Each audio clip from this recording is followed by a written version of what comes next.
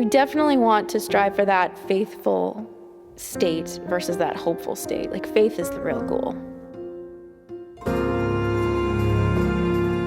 Serenity will produce freedom because you're free. You're not pulled by anything. But you can't feel serenity unless you feel safe. Like the weird that's faces. Why you've been looking like yeah, that that's why I make all lately, those weird faces all the time.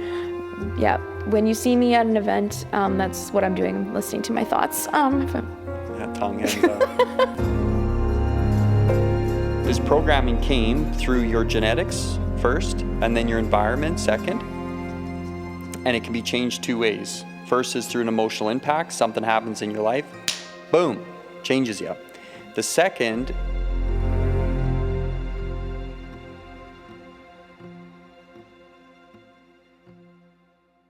hey, I'm Dave Conway, and I'm here with my wife, Jacqueline. Welcome to the 30-Day Year podcast. Here, we explore ideas, philosophies, and real stories to help you take your annual income and turn it into your monthly income. Join us each week as we challenge conventional thinking around success, business growth, and building a life of true freedom. This podcast is created with your growth in mind.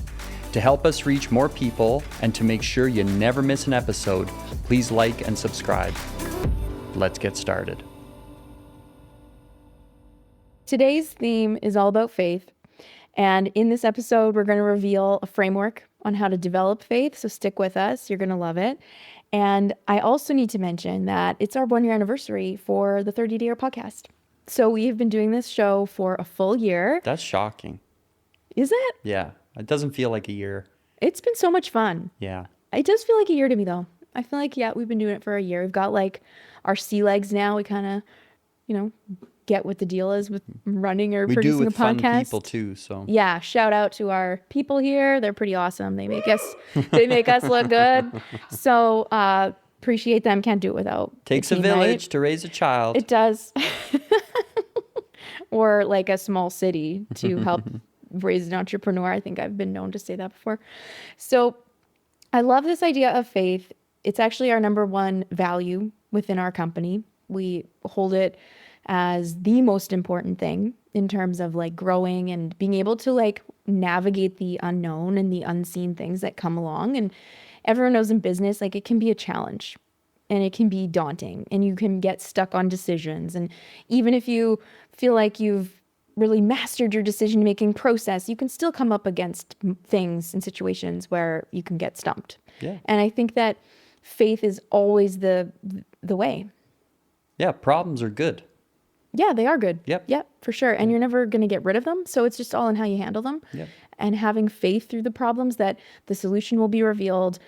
Everything is going to line up or unfold as it should. So you never have to fear.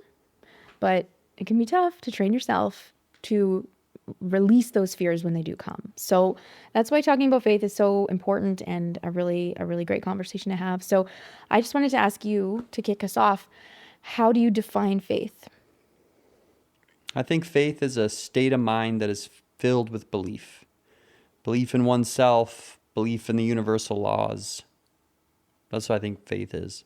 It's a positive mental attitude, positive state of mind. Okay, I think you actually just answered my second question was what does it look like in practical terms? And I think you're right. It's like this attitude piece. It's like if you think of yourself like a cup. Yeah. And it's like if you're full of water or you're full of tea or you're full of coffee, that's what you're full of.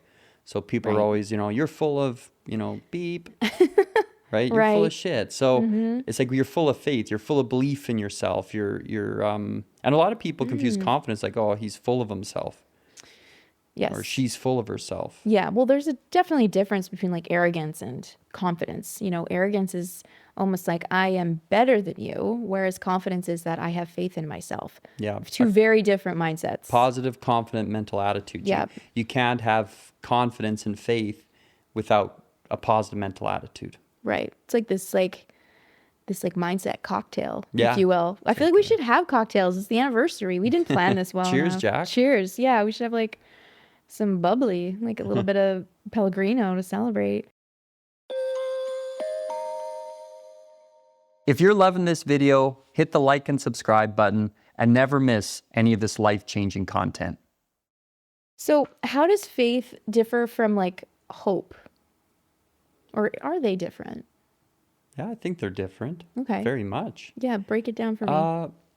I think hope gets you started. So it's like you hope that this works out. Do you think there's a bit of doubt mixed in with hope? Well, hope can have disappointment. So it's like, oh, I hope this works. It's So like you there's a don't really shred. believe it's going to work. You Yeah. hope it works. So it's like the starting point of faith. It's almost like, are you waiting to be disappointed?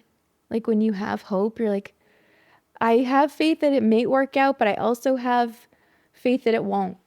It's like you're not quite all the way. Yeah, you might have had a life full of negative experiences where you're running on hope now because nothing's worked out for you. Right. Right.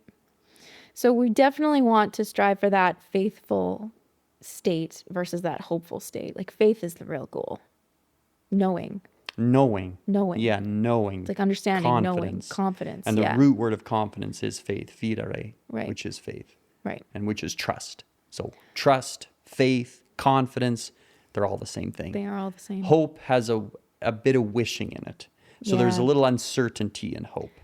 That's right. I actually Yeah. have written here, hope wishes, faith knows. Yep, there you go. There you Good go. writing. That was good. that's good. Yeah, I like that. That's a good one. That's a I'm great going to get one. that on a coin. Okay, so what happens internally when a person truly believes in something? That something will happen. What happens? They'll never quit. Yeah. Persistence is a child of faith because you'd only ever persist if you believe that you could do it. Mm-hmm. So I think people's actions change, the way they carry themselves changes. Yeah. It's When the massive. faith is there, when it's Yes, really there. Yes. Actually when it's, there. Yeah, when it's not there, it needs to be found. Yeah. You know, in the book Think and Grow Rich, Napoleon Hill said, teaching faith to a person that has never experienced faith is like trying to teach the color red to a blind man who's never seen the color red. Right. So faith is a state of mind and you have to apply it. So action is a huge component of faith. Yes, agreed. So that's a great segue. Actually, you set me up really well there because I want to talk about how to apply faith. Well, we've been doing this for a year now, so. Yeah. Our minds are becoming one, I guess. So how do you apply faith when results haven't shown up yet? Well, faith is an activity. So faith is the precursor for results. No, you don't need to have faith when you have a result. Faith is an activity or faith is a feeling? Well, faith is a state of mind That, that like, you act on. Like faith has to be applied. You know, faith without works is dead. You know, like there is no decision without action. Mm-hmm. So faith is action in my mind. Like there's the state of mind known as faith, and then there's action. Mm-hmm. So when a person lacks confidence, they don't act. And if they do, they're trepid. So there's like, so let's say a person is acting on hope, right? Yes, yeah. So you have a person like, so imagine you're going to walk across like a frozen lake. Mm-hmm. And you're going to walk across that lake trepid or intrepid. Right. So if you're trepidatious, you're like, sliding your foot out there like, oh, can I do that? And Right. you're like, I hope it doesn't break, right? Yeah. When you're intrepid, you're just going. Right. So same word, just slightly tweaked, Mm-hmm. which is how you're carrying yourself across the lake. So there's trepidatious and there's intrepid. Mm-hmm. And intrepid is confidence. Yes. Trepid is hope. Yes, totally. But both are action. You're still crossing the lake. If I can give everyone a bit of a visual of what you just described, I just recently watched Onward with our daughter, which is that Disney movie about the two brothers that are on a quest. Yeah. And one of them has magical abilities and he has to walk across this like gorge, but he has to do it with his like staff, and he has to say this like incantation as he does it. And he's like, well, put a rope around my waist because then I won't be able to do it if you don't do that. And he's like, okay. So then he's like, his eyes are closed. He's focused. He's like walking across the gorge and he's doing it. Like he's doing it. And then the rope falls off.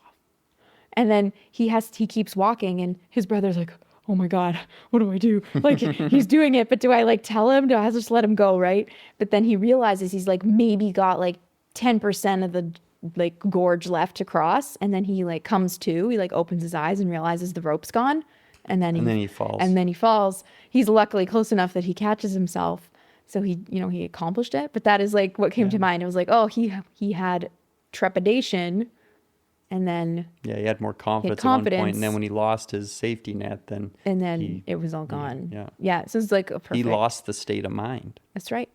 Yeah, he lost his focus. Yeah, focus. It's a really cute movie for the people that have kids. It's a really good one. So, but when it comes to business, how do you apply faith in like in business terms or like in business situations? Well, you only really need faith if you got goals. Bigger the goal, the more faith you need. Mm-hmm. Like faith comes with understanding. So, for example, if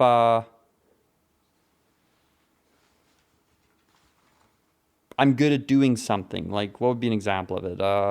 I can cook eggs. Mm-hmm. So I don't need faith to cook eggs because I know how to cook eggs. Right. So you don't need faith anymore when you understand. So that's the beauty of a goal. When you set really big goals, when you set 30-day year goals, the gift isn't like the money or whatever you get. That's cool and all. That's like a bonus, like a cherry on top. What it is the acquisition that you can do something that previously you were not doing. And you may have even had a piece of you saying that you cannot do that. Yeah. And to accomplish that. So I think it was Emerson that said that the great gift of achieving something is having something. Mm-hmm. Talk to me about risk though. Like in business, there's always risk. And so how do you balance like being like risk averse or like not wanting to take ostentatious risk? Seems like the right word there. But knowing you want to do something, knowing there's risk and still taking action because you're backed by faith.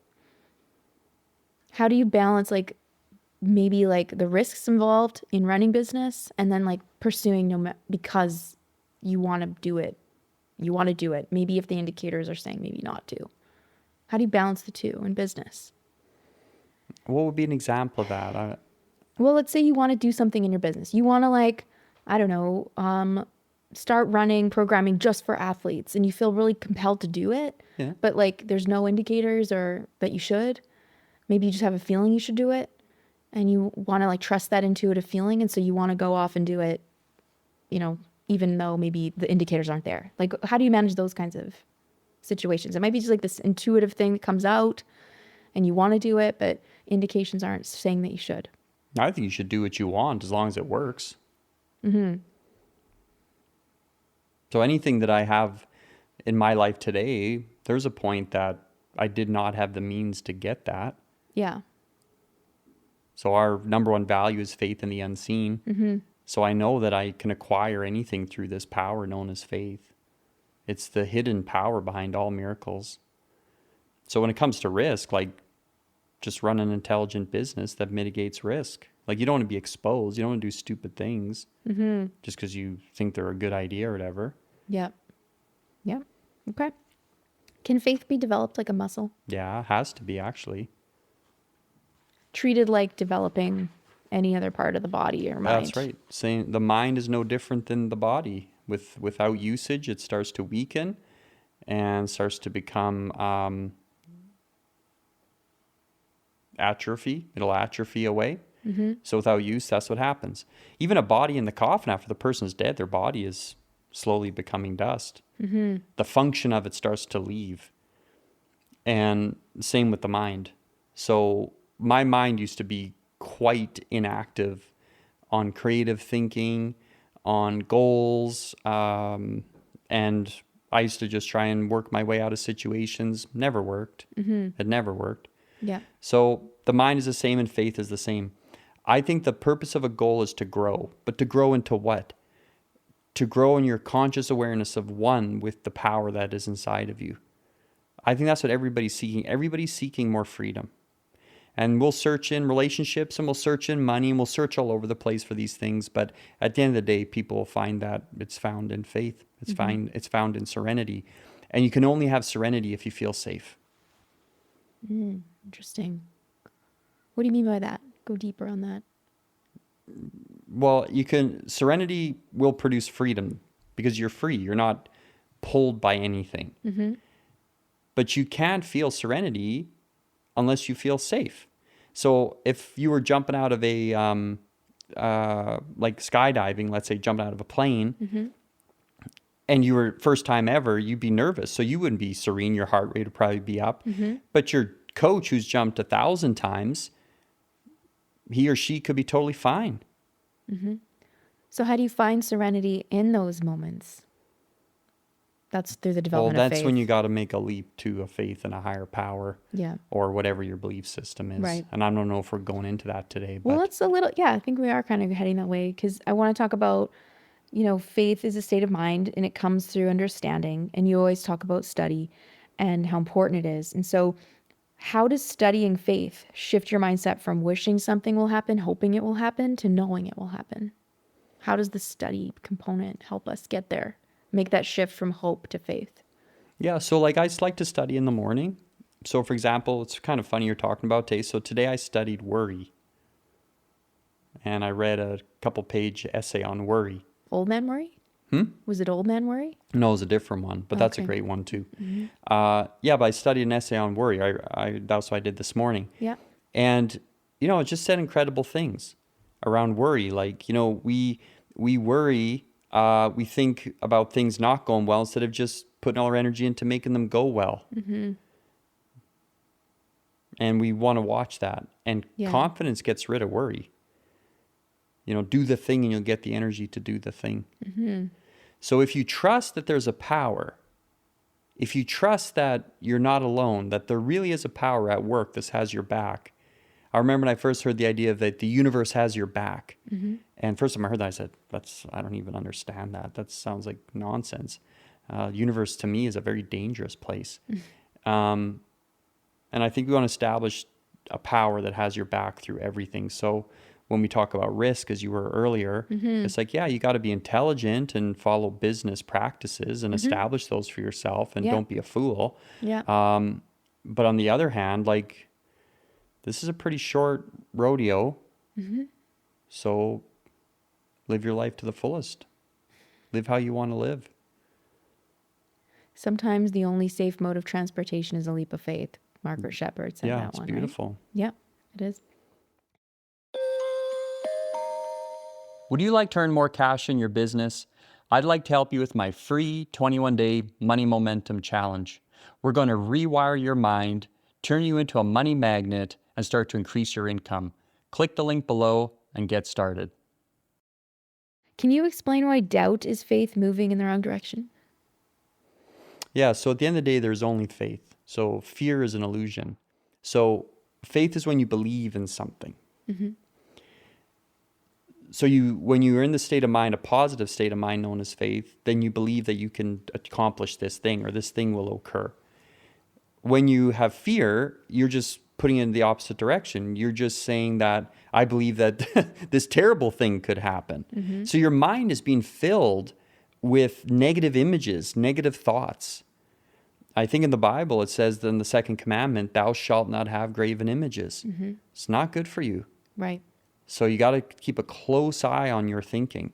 I remember when I first started to discover this, I was reading a chapter in Think and Grow Rich called On Autosuggestion. And in there, he said, the price you must pay is everlasting vigilance in the application of autosuggestion. The principle of autosuggestion. I thought, damn, like I'm not signing up for that. Yeah. Everlasting vigilance, everlasting persistence in this application of controlling your thinking and your emotions. Crazy. Sounds like a lot.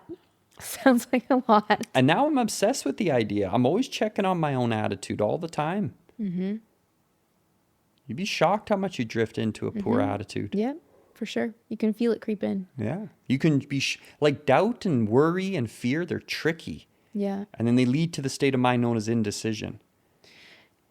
Yes, but also like making rash decisions in those states is also so dangerous as well. Yeah, it When can you- be. When you're in those like doubt-filled stages or moments. Yep. If you It's make like a big it's like decision, I always be think dangerous. about Game of Thrones, like the Lannisters. Yeah. Like Tyrion and the gang. Yeah. The Lannisters always pay their debts, right? So a Lannister never has any fear around borrowing money No. because they always pay their debts. So that's their habit. Yeah. Yeah. Making it a habit. Yeah. Faith is a habit. Yes. That's a great segue. You are like feeding me the best segues today. It must be because it's the anniversary episode. 1 year doing this. We're Oh getting my pretty God. good. Okay. So I really want to, that's exactly where I want to go next. I want to talk about how to develop faith, to make it a habit. It has to be a habit. It's usage. It's like, Yep. it's like gas in a car. It's Yeah. like it only has value if it's used. Yeah. Make it a habit. Yes. For sure. So the first step we have here is begin to study, because faith begins with understanding. So what should people study? What do you recommend? I'm into the mind, and I'm into the spiritual side of life.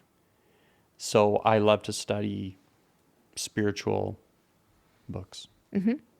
I get so much What would solace be your from- first choice for someone to start? You want like a reco? Yeah, reco. Yeah, always. We always want recos, Dave. And start with Think and Grow Rich. Can't go wrong Okay. with that. Start with I the had a- desire chapter, Yeah. and then read the faith chapter. Third chapter. What about studying your own thoughts? Yeah. So when you study, you want to study powerful information that you can apply into your life. Then you want to study yourself. So just keep a close eye on, has the environment gotten into my thinking? Has doubt gotten into my mind? Am I in a worried state right now? And if you are, you don't need to dig all that deep into it or feel bad about it. Just change it. Yeah. Yeah. What's your recommendation in frequency? You think daily? Daily Yeah, effort on it? Minimum. Yeah.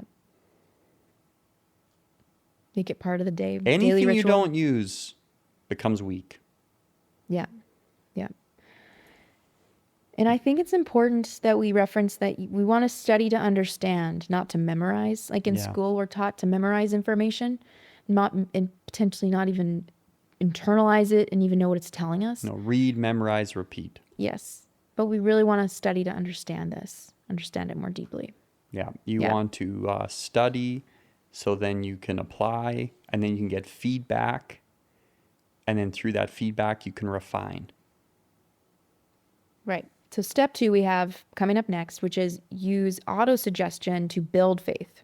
So we're reprogramming the subconscious to deliberately plant new ideas in there of what we want versus what we don't want. So tell me about that. Yeah, so understand that every human being on the planet has been programmed. We call it, at Conway, we call it a paradigm, but it is mental programming. And this programming came through your genetics first, and then your environment second. And it can be changed 2 ways. First is through an emotional impact. Something happens in your life, boom, changes you. The second is repetition of thought. So repetition of thought is the only known way to stimulate the mind to create the state of mind known as faith. So basically it's like, I remember this one time I think I was watching YouTube. This is a while ago. YouTube's so huge now. It's like in everyone's life. It's in everyone's life. Why the hell I sound like a Southern belle there. But I remember on YouTube, like a long time ago, I saw this guy, and I think it said Bob Proctor taught me how to lie. So it was a pretty good hook, Yeah. right? Yeah. And then he basically was saying how he told him how to affirm a lie. And if you read Think and Grow Rich, that's also what he says in there. Like, if you can affirm a lie just as easy as you can affirm the truth. You see, your subconscious mind doesn't know the difference between real and imagined. Yeah. So it'll accept anything that you pass over to it. Everything becomes a memory once that image has been impressed upon the conscious mind. So through that repetition over and over and over. So if a person lacks confidence, start telling yourself that you're confident. Keep saying it over and over and over. And you're like, well, how often do I have to do it? You have to do it until you are doing it. Keep doing it until it's a habitual part of your consciousness. Like, if you notice that there's people in the world that are confident and there's people in the world that are not. Yeah. What is that? That's their conditioning. Yeah. What role does like experience play with developing faith alongside the repetition and autosuggestion? Do you think they work together here? I think they can if you're on a positive track. Right. I think they could be very damaging if you're on a negative one. Okay, explain that to me. What do you mean by that? Well, imagine if a person's like goes out and So for example, let's say there's like a lady that wants to find love. And she goes out and she dates some guy and he turns out to be a dud. And then so she's like, oh, okay, kind of broke her heart. Yeah. So then she heals from that and she goes back out and she starts dating another guy. And maybe even she marries this guy and then they end up getting a divorce because he turns out to be a dud. And then you get a person losing enough. Right. You get a person to quit. Right. Quit trying. Just give it up on it. Mm-hmm. Yeah. Right. Without dealing with the primary cause. Yeah. Yeah. Which is why do you keep attracting duds? Right. Right. Okay. Interesting. Also, when it comes to autosuggestion, I think there's a connection between just our internal dialogue here too, and beginning to listen to our thoughts, and then using repetition or using these like visualization, affirmation to like reverse that. But you have to first become aware of it, what's even going on or running through, what's cycling through. And I've been doing that a lot lately, just consciously, like stopping and Like, listening to your own, like, to my own self. like your own mental diet. Like stopping, like, Yeah, I hear you. like the So weird that's why faces. you've been looking like yeah, that that's why I lately, make all hey? those weird faces all the time. Yeah. When you see me at an event, that's what I'm doing. I'm listening to my thoughts. Yeah, tongue hangs out. No, but I'm like listening to them. I've been like asking myself questions in different states. So if I'm not feeling good, I'm like, what's up? Like, what's going on? Or I hear mental loops really kick in when I'm in a bad state. Or if I'm in a great state, I'll do the same thing. Why do I feel this Right. way? So I've just become super, I guess, introspective in becoming like That's good. interested in like what loops I might be in. What have you discovered? I've discovered that I'm very noisy when I'm in a low state. Like my mind gets very noisy and I hear a lot of like strange recurring fears, like old fears that I thought I'd sorted out coming back. They rear their ugly head, I guess, or I just, it's noisy. Like how old? Well, I'd say there's like some big fears I reconciled about 4 years ago. Like I went through a lot of like self-love and recommitment to just like my own confidence probably about 4 years ago. And then hearing some of those old patterns coming back. Or in 2019, I went through like a big sort of like, I'm going to call it like a rebirth where I was like, I'm not that person anymore. And I kind of had this like surge of like, I'm letting go of this like old fear around my worthiness and all of this kind of crap that was like holding me back. And I find in a low state, those like old feelings. They still come, They even can though come. you dealt with them. Yes. However, they don't stay. They leave.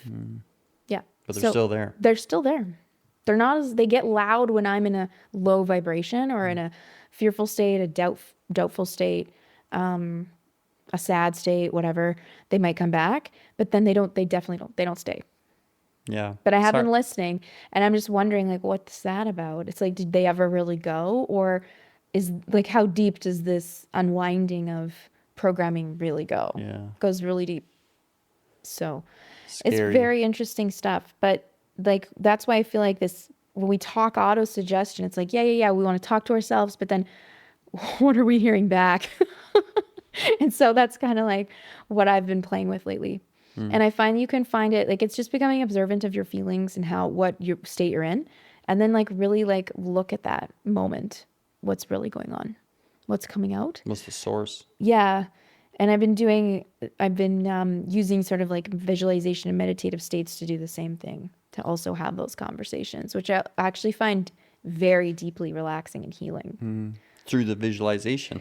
Yeah.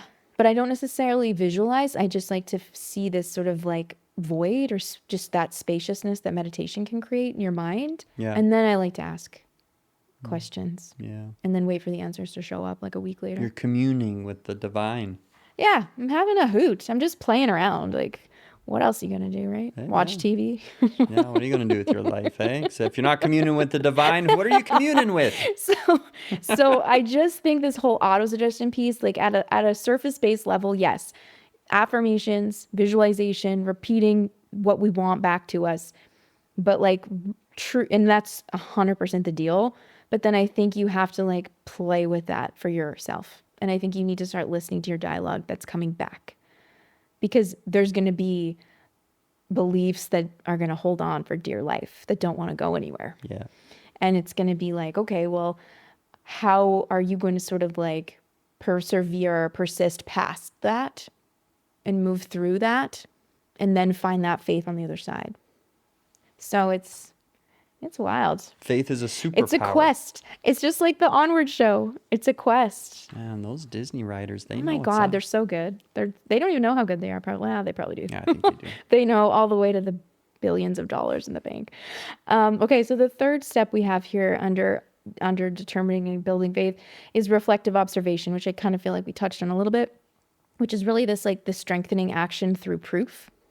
Yeah, Like so looking back. yeah, what you for can clues. do. So yeah, this is a technique too. So what you can do is that if you are experiencing some lack of confidence, what you do is you write down 10 things that are in your life today that they used to not be in your life. And if you can find things in your life today that used to scare you before you had them, you'll find that you're like, whoa, well, if I could bring this item into my life or this thing into my life or this into my life, then why am I so afraid of bringing this next thing into my life?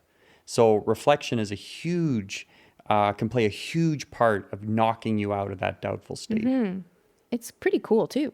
Yeah. To look back and just see like, holy man, I've come a lot farther than Yeah. I'm likely giving myself credit for. Because we're all transmuting ideas all the time.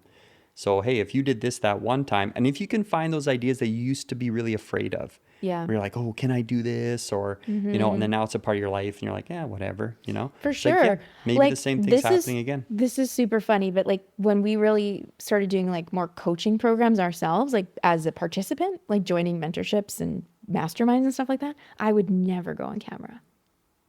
I was like always lurking in the shadows. Like No, you're one of those. I Eh? was one of those. But I was like so scared to show up. I was scared to be called on. I was scared to ask People probably questions. thought you were poor and couldn't afford a camera. Probably. That's so mean. Everyone has a freaking camera, even if it's crap. Not everyone. Not some of these corporate computers. Oh yeah, you're right. That's true. Yeah. Like ThinkPads and stuff Yeah, like that. Like those yeah. really old ones. Yeah. Anyways, I was like scared to even just show up on camera. And now I'll run full on coaching sessions. I'll be on stage talking. Like it's like, what was the big deal? Like it's so funny how we have these like strange little hangups around stuff. I was even scared to ask questions. I was scared they'd sound stupid. Most people are. Scared to ask questions? Yeah. Confused, scared to, because questions can be so disruptive. They're so revealing. You know, one of my favorite quotes on question asking. See, for me, that was more about not wanting to look dumb. Well, And be like, does so- everyone else like understand this and I don't, and I'm the dumb one here? That was like my fear. Yeah. Well, Confucius said that he who asks a question is a fool for a moment, and he who fails in asking the question is a fool for life. See, I used to be the second guy, but now I'm the first guy. Now I've overcome you're the like, foolish for a moment. I'm foolish for a moment. Yeah. I'm willing to be I- foolish for a moment. I remember I was on a call once with Bob Proctor, and we were learning about the 6 higher faculties: perception, reason, imagination, memory, will, and intuition. Mm-hmm. And I remember asking him, where are those? What part of the mind are those in? And he looked at me like I was like total moron. Right. He said, they're the intellectual faculties, like they're in your intellect. yeah, the And I was higher like, faculty. Yeah, well, he would also call them the intellectual faculties. And I was like, oh, yeah. And if you look up in the dictionary, you Right. like go look it up. And like this, if you put imagination, it'll say a faculty of the mind. Right. That's okay. I felt the same confusion because I would have been convinced that the imagination was a subconscious activity, No. but it's conscious, but it's like both. It's like, it's a weird one, you know? I don't know. That's The okay. weird- I would have asked the same it's dumb like question. science. The further you go, the weirder it gets. That's true. So I would have asked the same dumb question, so don't feel bad about that one. I don't think you have the capacity to feel bad about asking your questions, though. Do you? No. You've always been Mr. Confidence, so. There was this other time when our sales manager over at PGI, he's a lot of people are being a little bit too quiet during some of the trainings. And he said, hey, Conway, he's like, ask some more questions. Like people aren't asking enough questions. Ask some questions. And so I was asking a ton of questions. Was this a Rosh? Yeah. Yeah. Arash said this. Yeah. And he's like, ask some more questions. I was like, okay, this is in Arizona. Yeah. And so I was asking Bob like all these questions. And then he looked over at me once. He's like, what's up with you, Conway? You just like the sound of your own voice? He And I was like tricked you into getting like... Yeah, and then at break, I went to her. I said, I'll kill you, man. You make me look like an idiot out there. That's funny. Got me in trouble. He like set you up to get told. I don't think he set me up. That's just how Bob responded to me. Maybe it's a bit of both. You think he set me up? I think he set you up. I think he set you up. Although, you know what's funny about Rosh too is that he's the one that called me on like my like passive hand raising. I'd be the one like this. It's like, is that hand up or I can't tell. And he'd be like, put your hand up. I was like, yeah. There's people so funny, limp, man. stupid things. It's all confidence. It's all confidence. Why not just put your hand up? What's the big deal? Anyways, I was just, not comfortable in my new surroundings, I think. Finding my place in it is part of it. Yeah. Because I wouldn't have lacked confidence in front of a room full of dancers at that time. I could have schooled that room, but had to find my way in different rooms. Okay. Any final thoughts on faith? It's a state of mind you can get. And it's a superpower. Like it is the most powerful force in your life. And you can get it through your imagination. Yeah, we were doing a seminar down in the States. Us? Well, our company was. You weren't there. Okay. I was there with the other team members, and there's a lady came up to me. What the heck did she ask me? She was like, "Could you define what you mean by like spirit or something?" Or like, what do you mean by spirit? Because like she was religious. She was trying to like make sure that what I was saying was safe. Okay.